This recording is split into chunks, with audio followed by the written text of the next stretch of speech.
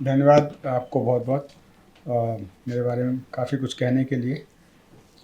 मेरा तो बस यही उद्देश्य है कि आप सभी को जय भीम, नमो बुद्धाय। और परम पूज्य बाबा साहब डॉक्टर अम्बेडकर के जन्म दिवस पर आपको सभी को हार्दिक शुभकामनाएं। तो हमारा यही उद्देश्य है कि जो हम जानते हैं लोगों को दें, डिसेमिनेट करें, क्योंकि बिना किसी को समझाए, कन्विंस किए या बताए उसको जानकारी नहीं हो सकती। और जानकारी बहुत ज़रूरी है। जानकारी ना हो तो मनुष्य जानवर के बराबर ही है, क्योंकि उसमें भी शरीर जीव सब में है। जानकारी जिसमें है वो इंसान है, जो समझता है और चीज़ों को याद रखता है। तो बहुत सारी चीज़ें होती हैं जो हमें नहीं मालूम है। जैसे कि यही चीज़ है, बाबा साहब डॉक्टर अम्बेडकर का भारतीय अर्थव्यवस्था में क्या योगदान था। जब इस हम प्रश्न को उठाते हैं तो काफ़ी लोग कहते हैं क्या इसमें भी कोई ऐसी चीज़ थी। तो ये क्वेश्चन ज़रूर आते हैं, और पढ़े लिखे लोग भी इसको नहीं समझ पाते क्योंकि एकत्रित रूप में नहीं है। लेकिन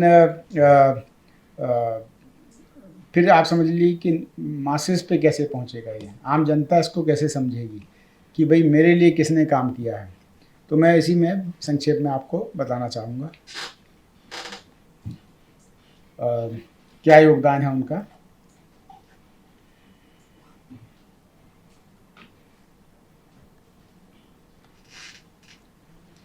हाँ, सबसे पहला है कि भारतीय रिजर्व बैंक ऑफ इंडिया की स्थापना में उनका बहुत महत्वपूर्ण योगदान रहा। उसका बेसिस क्या था कि उन्होंने एक पुस्तक लिखी थी, एक थीसिस थी, the problem of the rupee and its origin and it's solution. वो 1923 में हुई थी, और इसमें जो भी हमारा एक्सचेंज रेट्स वगैरह पर बहुत प्रभाव डाला। उन्होंने मुख्य तर्क इसमें ये दिया था कि ब्रिटिश औपनिवेशिक नीतियों ने भारतीय मुद्रा को कमज़ोर किया और गोल्ड एक्सचेंज स्टैंडर्ड की जगह अधिक स्थिर प्रणाली की ज़रूरत है। तो प्रणाली जो थी वो रिजर्व बैंक ऑफ इंडिया के नाम से आई, पहले ये नहीं थी।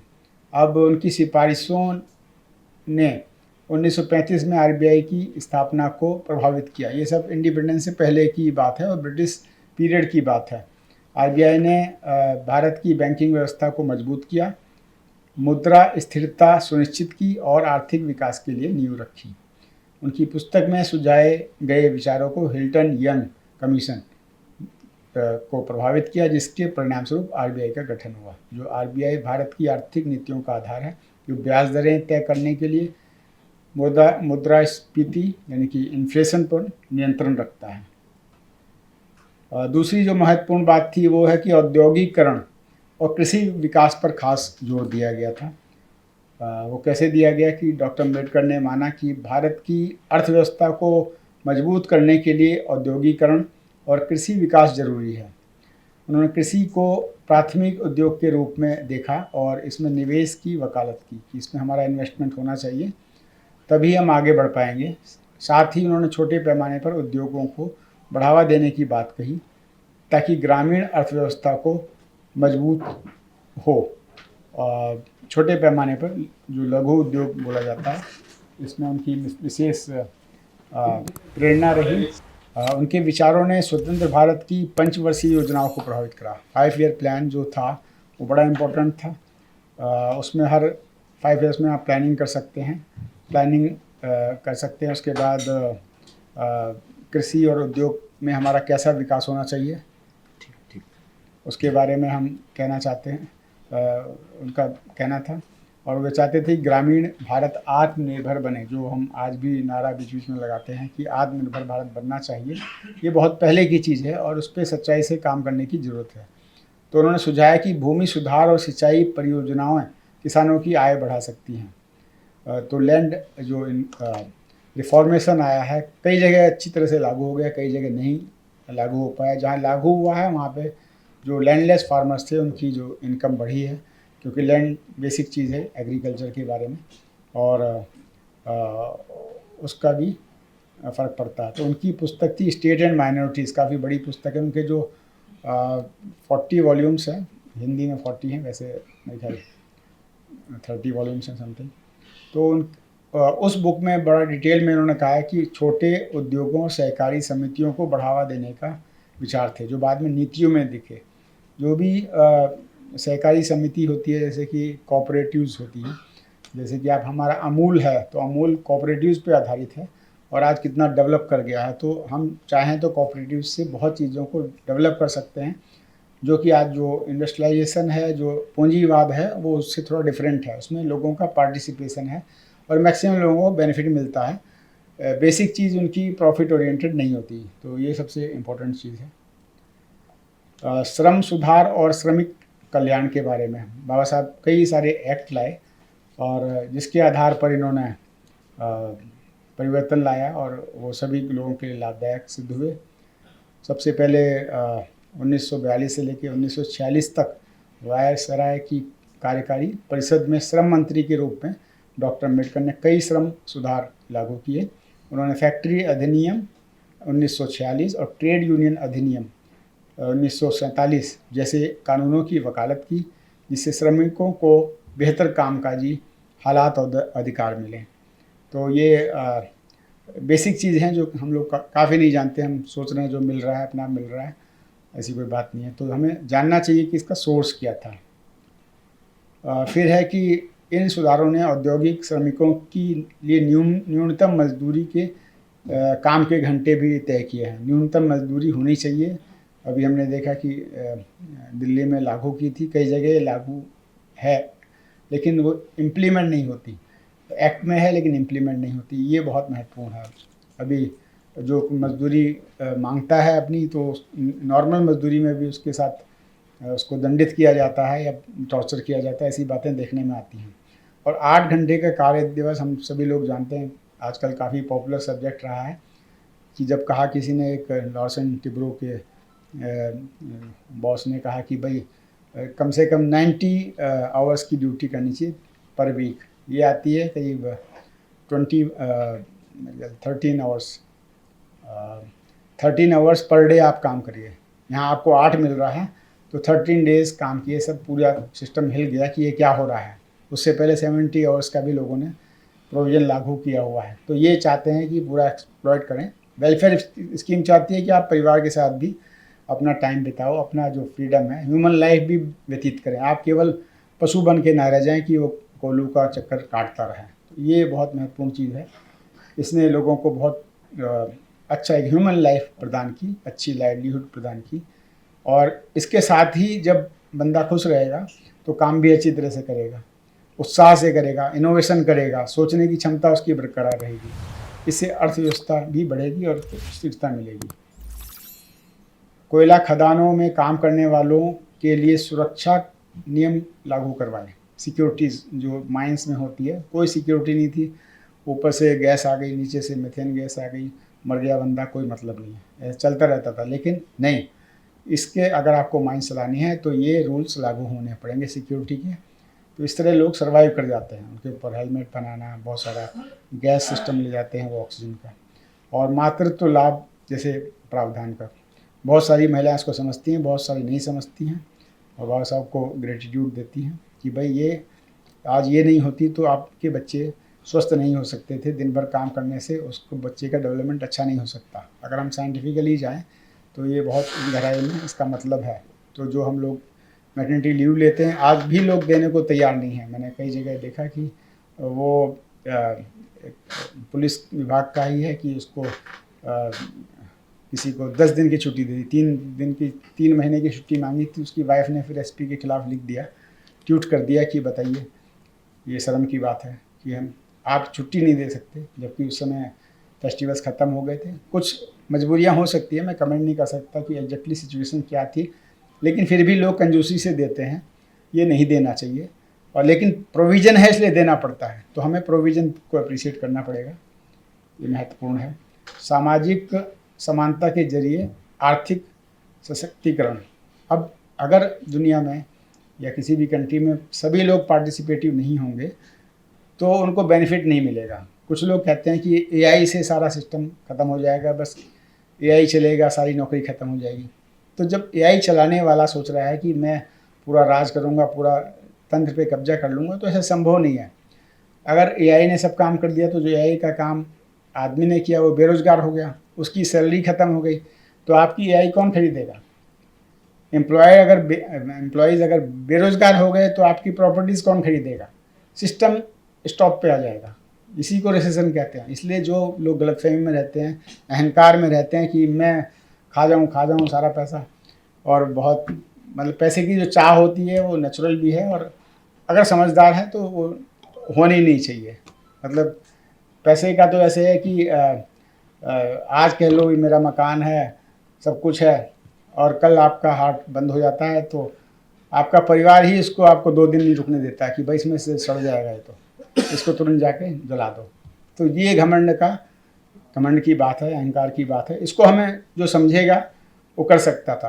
तो भगवान बुद्ध का सिद्धांत इसी पे था कि भाई उस तृष्णा है, उसका फ़ायदा कुछ नहीं है, लेकिन तृष्णा नहीं होने से सबका फ़ायदा होता है, और उस बंदे का भी फ़ायदा होता है जो तृष्णा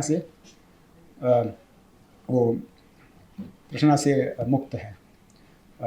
डॉक्टर अम्बेडकर का मानना था कि बिना सामाजिक समानता और आर्थिक विकास अधूरा है। उन्होंने दलितों, महिलाओं और हाशिए पर पड़े समुदायों को मुख्य धारा में लाने के लिए शिक्षा और नौकरी में आरक्षण की वकालत की, अदरवाइज़ वो कभी आ नहीं सकते। भले ही आप कह दें कि उनको अच्छी शिक्षा दे दो, आरक्षण मत दो, तो उसको लेंगे नहीं, क्योंकि आरक्षण भी अभी 100% पूरा नहीं होता है। तो बाकी तो अगर नहीं होगा तो फिर तो वही बात है कि कानून में नहीं है तो आप मजबूर नहीं है, उसके लिए कोई इन्फोर्स नहीं कर सकता फिर उसको। और इनको उन्होंने कॉन्स्टिट्यूशन में फंडामेंटल राइट्स में डाला है, इसलिए कोर्ट्स भी इनको इन्फोर्स कर सकते हैं। तो अगर समाज का एक बड़ा हिस्सा आर्थिक रूप से कमज़ोर रहेगा तो देश की अर्थव्यवस्था मजबूत नहीं हो सकती। जैसे कि आप देखते हैं चाइना में हर व्यक्ति के डेवलपमेंट पे जोर है, हर व्यक्ति मैन्युफैक्चरिंग में लग जाता है, डिस्ट्रीब्यूशन में लग जाता है, और वहाँ पे डायरेक्शंस भी हैं कि भाई हर पूंजीपति इतने लोगों को एम्प्लॉयमेंट देगा। तो वो सारी चीज़ें, अगर इतनी सारी पॉपुलेशन को आप बर्डन ना माने, इनको इस्तेमाल करें तो आप बहुत कुछ कर सकते हैं। अब वो जिस तरह का सिस्टम चल रहा है आप जान ही रहे हैं, तो वो हमें इनको सबको इस्तेमाल करना पड़ेगा। फिर है जो कॉन्स्टिट्यूशन प्रोविजंस हैं, संविधान में अनुसूचित जातियों जनजातियों के लिए आरक्षण है अनुच्छेद 15 और 16 में, और समानता का अधिकार है अनुच्छेद 14 में। उनकी दूरदृष्टि का परिणाम है। इससे लाखों लोग शिक्षा और रोजगार तक पहुँचे हैं, जिसने उनकी क्रय शक्ति और आर्थिक योगदान को बढ़ाया है। वही बात है कि जब आदमी शिक्षित नहीं होगा, नौकरी में नहीं होगा, तो क्रय नहीं कर सकता, तो पूरा सिस्टम कलेश कर जाएगा। खरीदेगा कौन आपका? आपके 2-4 पूंजीपति बैठे हैं, किसी के पास जो परचेजिंग पावर नहीं है, तो वो आपका सामान बेकार है। तो इसलिए कहते हैं कि इंडिया में परचेजिंग पावर जो भी है, इसलिए सब कंट्रीज इधर अट्रैक्ट होते हैं। तो उनके प्रयासों से दलित समुदाय के लोग सरकारी नौकरियों और शिक्षा में शामिल हुए। आज कई उद्यमी जो हैं और पेशेवर उनकी नीतियों का परिणाम है जो अर्थव्यवस्था में योगदान कर रहे हैं। और जो महत्वपूर्ण चीज़ है वो शिक्षा और मानव पूंजी पर निवेश, इनका सबका जो कनेक्शन है वो डेवलपमेंट से है, आर्थिक डेवलपमेंट से। डॉक्टर अम्बेडकर ने शिक्षा को आर्थिक प्रगति का सबसे बड़ा हथियार माना। उन्होंने दलितों और गरीबों के लिए स्कूल और कॉलेज खोलने की पहल की। उन्होंने खुद ही ये काम शुरू किया, और सिद्धार्थ कॉलेज मुंबई में और मिलिंद कॉलेज औरंगाबाद में शुरू किया। वे चाहते थे कि हर व्यक्ति शिक्षित होकर आर्थिक रूप से स्वतंत्र बने। वही है कि जानकारी होगी, शिक्षा होगी, तो आप अपने आप भी काम कर सकते हैं, आत्मनिर्भर बन सकते हैं। शिक्षा ने हाशिए पर पड़े समुदायों को नौकरियों और उद्यमिता के अवसर दिए। यह भारत की मानव पूंजी को बढ़ाने में मददगार साबित हुआ। उनकी स्थापित पीपुल्स एजुकेशन सोसाइटी ने हजारों छात्रों को उच्च शिक्षा दी। आज भारत की आईटी और सेवा क्षेत्र के सफलता में शिक्षित कार्यबल की भूमिका है, जिसके लिए डॉक्टर अम्बेडकर की दृष्टि ने आधार तैयार किया था। इस प्रकार से शिक्षा ही सच्ची पूंजी है। जल संसाधन और बुनियादी ढांचे की दृष्टि, जो डॉक्टर अम्बेडकर ने जल संसाधन के बारे में कंट्रीब्यूशन किया। उन्होंने कहा कि बांधों और सिंचाई परियोजनाओं को बढ़ावा दिया, क्योंकि वे जानते थे कि कृषि के लिए पानी जरूरी है। वही एग्रीकल्चर से ये लिंक हो गया। जैसे आरबीआई हो गया, एक रिजर्व हो गया, ऐसे ही आपको वाटर रिजर्व की ज़रूरत है। तो उन्होंने केंद्रीय जल आयोग की स्थापना की। ये बहुत महत्वपूर्ण चीज़ है। और दामोदर घाटी परियोजना जैसे बड़े बुनियादी ढांचे की नींव रखी। इन परियोजनाओं ने कृषि उत्पादकता बढ़ाई और बाढ़ नियंत्रण में मदद की। डबल उससे फ़ायदा हुआ, एक तो डिस्ट्रक्शन कम हुआ और चीज़ें बढ़ी, फसल बढ़ी, और जिससे ओवरऑल ग्रामीण अर्थव्यवस्था मजबूत हुई। नहीं तो पहले बाढ़ आती थी साफ, और सूखा पड़ा तो आप पानी नहीं दे सकते। तो ये सारी नेचुरल चीज़ थी, इसलिए आबादी जो थी एवरेज एज 47, पहले उससे 37% थी, और आज खाने को नहीं था तो ये सारी दिक्कतें होती थी। दामोदर परियोजना ने बिहार और पश्चिम बंगाल में बिजली और सिंचाई प्रदान की, जिससे किसानों की आय बढ़ी और औद्योगिक विकास को समर्थन मिला। आर्थिक नीतियों में समानता का दृष्टिकोण, ये भी बहुत बड़ा महत्वपूर्ण है कि आर्थिक नीति तो हों, लेकिन इसमें बेनिफिट सबको इसका बेनिफिट मिलना चाहिए। तो स्टेट एंड माइनॉरिटीज़ में समाजवादी ढांचे की वकालत की, जहां सरकार बुनियादी सुविधाएं, शिक्षा, स्वास्थ्य, आवास दे। वे चाहते थे कि आर्थिक नीतियां गरीबों और वंचितों को प्राथमिकता दे। तो इसी से वो मिक्स्ड इकोनॉमी आई है। इनके विचारों से भारत में मिश्रित अर्थव्यवस्था को प्रभावित किया, जहाँ सार्वजनिक क्षेत्रों में गरीबी उन्मूलन और बुनियादी ढांचे पर ध्यान दिया। तो यही जो हम कहते हैं सोशलिस्ट शब्द जो इंट्रोड्यूस हुआ प्रियम्बल में, वो इसी की वजह से हुआ कि उसमें मिक्स्ड इकोनॉमी बोलते हैं इसको, सोशलिस्ट इकोनॉमी। तो इनकी दृष्टि में 1950 और 60 के दशक में सार्वजनिक क्षेत्र के उद्यमों जैसे सेल और BHEL को बढ़ावा दिया, जो आज भी अर्थव्यवस्था की रीढ़ है। आप समझ लीजिए कि जो पब्लिक सेक्टर यूनिट्स हैं उसमें कितना बड़ा कंट्रीब्यूशन था। तो निष्कर्ष यही निकलता है कि बाबा साहब ने भारतीय अर्थव्यवस्था को मजबूत करने के लिए न केवल नीतियों और कानूनों के जरिए योगदान दिया, बल्कि समाज के हर वर्ग को आर्थिक प्रगति का हिस्सा बनाने की दृष्टि दी। RBI की स्थापना को लेकर श्रम सुधार, शिक्षा और बुनियादी ढांचे तक उनके प्रयासों ने भारत को एक समावेशी और मजबूत अर्थव्यवस्था की ओर ले जाने में मदद की। उनकी सबसे बड़ी सीख थी कि आर्थिक विकास तभी सार्थक है जबकि वह सामाजिक न्याय के साथ हो। तो इसी के साथ मैं अपनी बातचीत समाप्त करता हूँ। और बच्चों को शिक्षा देने का मेरा आजकल मुख्य ध्येय है कि अभी मैं ऑनलाइन ही ट्रेनिंग दे रहा हूँ जो सिविल सर्विस की तैयारी कर रहे हैं, IAS या नीट वगैरह की। तो उनके लिए कोचिंग देने में, यहाँ तक कि कांस्टेबल, हेड कांस्टेबल का भी होता है, उसके लिए भी हमारे ग्रुप हैं। तो अगर आपकी जानकारी में कोई इच्छुक हो तो बता सकते हैं। इसके अलावा जो संविधान काव्य की बात की है, चूँकि आज 14 अप्रैल है, तो अदरवाइज़ भी आप अगर मुझे अपना फ़ोन नंबर शेयर करें तो मैं आपको उसकी PDF भेज दूँगा। और दूसरी किताब है न्याय महाकाव्य, जिसमें जो एडवोकेट्स हैं उनके लिए ज़्यादा बेनिफिशियल होती है, वैसे तो हर व्यक्ति के लिए यूज़फुल है। उसमें BNS यानी कि भारतीय न्याय संहिता, जो IPC, CRPC, एविडेंस एक्ट, ये नए फॉर्म में जो आए हैं उनको कविता के रूप में है, और इतनी बड़ी कविता है इसलिए इसका नाम न्याय महाकाव्य है। इसमें 1100 पद हैं, कविता के रूप में ही हैं, वो पब्लिशर के थ्रू ऑनलाइन अवेलेबल हैं। और एक पुस्तक है हर बच्चा बन सकता है जीनियस, वो पेरेंटिंग के लिए अच्छी गाइड है, तो उसकी कॉपी भी आपको दी जा सकती है। तो इसी के साथ मैं आप सभी का धन्यवाद करता हूँ मुझे वक्त देने के लिए और इतना ध्यान से सुनने के लिए। Thank you very much.